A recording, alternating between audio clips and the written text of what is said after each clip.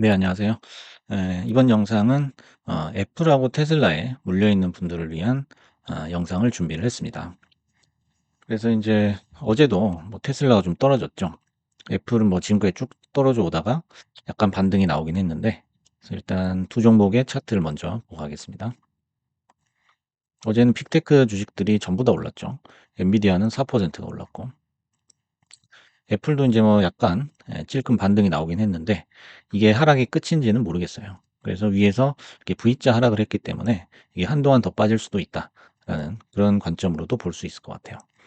그리고 이제 테슬라 같은 경우에는 혼자 유일하게 지금 마이너스가 났는데 제가 아마 이때서부터 늘 말씀을 드렸었는데 횡보를 하거나 하락을 하지 여기서는 시원하게 뚫고 올라가기가 힘들 것이다라고 몇 번 말씀을 드렸는데 역시 이제 20선 위에서는 차익 실현 관점으로 계속 매물이 쏟아지고 있는 모습이에요. 그래서 이제 20선 위에 캔들이 있긴 하지만은 좀 불안불안한 그런 상태입니다. 그래서 이 두 종목 뭐 수익이 나신 분들은 뭐 안 보셔도 되지만은 물르신 분들을 위해서 한번 준비를 해봤습니다. 그래서 애플 테슬라 눈물의 손절이냐라고 지어봤는데 일단은 이 두 종목 같은 경우에는 다른 테마주들하고는 다르게 접근하는 주식이죠. 그래서 뭐 스윙 매매하듯이 나는 조금만 올라도 팔 거야. 또는 이제 들고 있는데 떨어지면 어떡하지? 이런 식으로 걱정을 하는 거는 두 케이스 모두 잘못된 접근이다라고 생각을 해요. 그래서 이제 애플이나 테슬라가 여러분도 잘 알고 계시겠지만 사실은 초장투 종목이거든요. 장기 투자 중에서도 이제 초장기 투자이기 때문에 여러분들이 이제 매일 주식창을 보고 몇 시간씩 막 들여다보고 하시는 분들은 요즘이 가장 괴로운 시절이죠. 그래서 인제 제가 말씀드리고 싶은 거는 이 긴 칼과 짧은 칼은 용도 자체가 다르다라는 거예요. 예. 긴 칼로 무슨 모기를 잡을 수는 없죠. 그래서 애플이나 테슬라는 멀리 보는 그런 주식이기 때문에 긴 칼을 쓴다라고 볼 수 있죠. 그리고 인제 뭐 테마주들 같은 경우에는 급등주는 짧은 칼이다. 요렇게 보시면 되겠습니다. 그래서 인제 주식이라고 해서 똑같은 주식이 아니죠. 그래서 투자를 해야 될 주식이 있고 매매를 해야 될 주식이 있다.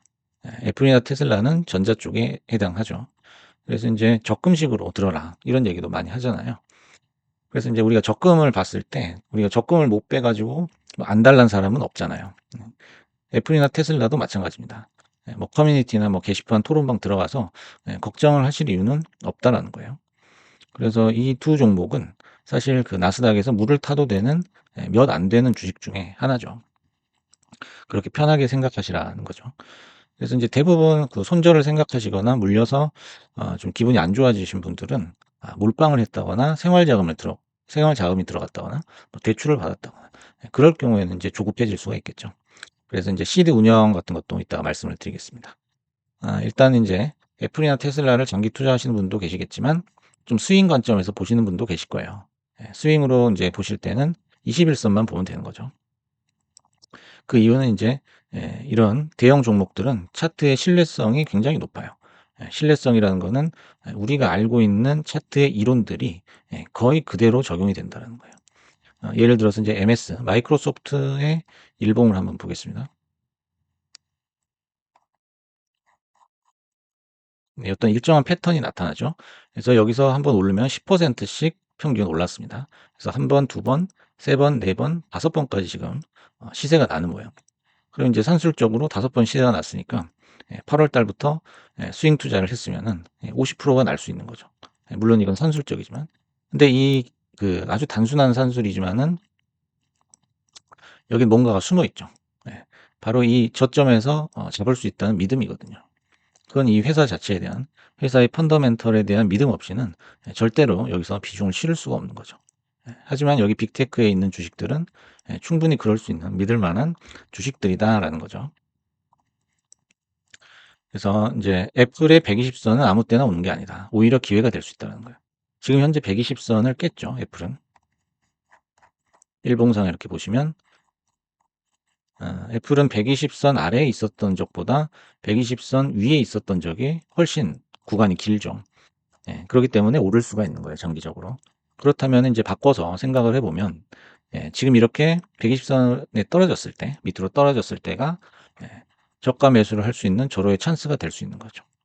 하지만 이제 위에서 비중을 또 너무 많이 실었다면은 여기서는 또 들어갈 여력이 없는 거죠. 예. 그래서 항상 그 주식 매매라는 거는 자산 관리하고 뗄래야 뗄 수 없는 부분이에요. 예. 그래서 인제 우리가 전체 자산을 주식으로만 갖고 있는 건 아니기 때문에 우리 생활 자금도 있고 여유 자금도 있고 뭐 투자하려고 남겨 놓은 예수금도 있고, 예, 그리고 주식에 들어가 있는 돈도 있고, 이렇게 다양하게 있는데 그 구성을 어떻게 하느냐, 예, 고게 가장 중요합니다. 그래서 인제 생활 자금을 몇 퍼센트 빼느냐 전체 자산에서, 고거는 인제 뭐 각자 다 다르겠지만은 우리가 주식을 전체를 100 으로 봤을 때 어떻게 비중을 나누느냐, 요것도 상당히 중요합니다. 내가 테슬라가 좋아, 애플이 좋아 해 가지고 몰빵을 쳐 버리면은, 예, 이런 자리에서 기회가 왔을 때 비중을 실을 수가 없고, 또 다른 주식이 많이 올라갈 때 상대적으로 포모를 느낄 수가 있죠. 그래서 남들은 다 버는데 난 지금 테슬라, 애플에 물려 가지고 지금 아무것도 못 하고 그냥 토론방만 보고 있고, 이런 경우가 생길 수 있다는 거죠. 그래서 시드 운영 비율은 6대 3대 1 정도가 적당하다라고 생각을 합니다. 그래서 인제 장기 투자용인 애플이나 테슬라 같은 주식을 가지고 있고, 그다음에 배당주들 많이 알고 계시죠? 그다음에 ETF, 지수 ETF나 배당 ETF, 요런 걸 총 합쳐 가지고 한 60% 정도면은 적당하다라고 생각을 합니다. 그리고 나머지 인제 40%는 어떻게 배분하냐면 스윙으로 가져가는 게 있어야죠. 그래서 요즘 인제 또 핫한 스윙주들이 많죠. 그래서 그런 주식들 중에서 1 등주를 골라서 한 30% 정도 비중을 태우고요. 이제 나머지 10% 정도는 이제 단타를 친다거나 스몰 캡들에 투자를 매매를 해 보는 거, 예, 고런 거를 한번 추천을 드리겠습니다. 그래서 인제 주식을 매매하시면서 가장 어려운 부분은 그 손절을 결정할 때죠. 예, 손절을 결정할 때인데, 우리가 이제 그냥 물렸다고 손절을 한다면 그냥 손실 누적에 불과하기 때문에, 예, 손절의 기준, 손절의 확실한 기준이 뭐냐. 내가 진짜 좀 스트레스를 받더라도 확실하게 판단하고 결정할 수 있는 그 기준이 뭐냐. 고걸 한 5가지 정도로 추려 봤습니다. 그래서 꼭 반드시 손절을 해야 되는 상황. 첫 번째는 당연한 얘기지만 생활 자금이 들어가 있어요, 여기. 그래서 지금 당장 생활비가 필요할 때, 그때는 사실 손절을 할 수밖에 없는 거죠. 그다음에 두 번째는 이제 지금 상승 초입인 다른 종목이 눈에 보이는 거예요. 근데 내가 지금 가지고 있는 거는 마이너스예요. 예. 그래서 이 상승 초입인 종목이 에서 손실을 벌충할 수 있을 때, 수익을 낼 수 있다면, 그때 이제 갈아타야죠. 그 환승의 개념으로 손절을 할 수 있는 거죠. 그다음에 세 번째는 이제 장투가 아닌 해당 종목이 완연한 하락세를 보여 장기 하락이 예상될 때라는 거예요. 결국엔 이제 추세 전환이에요.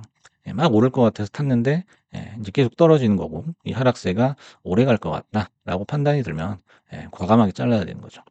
그다음에 네 번째는 인제 스윙 매매 시에 추세가 마무리되었을 때예요. 우리가 스윙의 어떤 관점을 보면은 이런 식으로 이제 상향을 할 때 한 사이클, 두 사이클, 뭐 세 사이클, 뭐 네 번째 사이클, 요런 식으로 가게 되는데, 그 추세가 인제 마무리될 때 그 고점에서는 사실 정리를 해야 되는 거죠. 그리고 내가 고점 근처에서 잡아 가지고 내려오고 있다라고 할 때는 다시 밑에서 잡아야 되기 때문에, 추세가 마무리되었다면은 쪼금 쉬었다가 다시 들어가는, 리셋을 하는 고런 인제 현명한 매매가 필요합니다. 그리고 인제 마지막으로 우리가 그 일과 중에 일중에 단타를 칠 때 급락이 나올 때가 있어요. 그래서 인제 급락을 할 때 그냥 던져 버리면 바로 오르는 걸 우리가 볼 수 있거든요. 많이 경험을 하셨을 거예요. "내가 팔면 바로 오른다." 그러고 하잖아요. 그래서 인제 단타를 치실 때 급락이 나오면 낙주 매매라고 해서 그 이평선을 붙일 때까지는 반등이 나오거든요. 예, 그 반등이 끝나고 다시 또 내려간다라고 하면 거기서는 손절을 할 수 있다라는 거예요.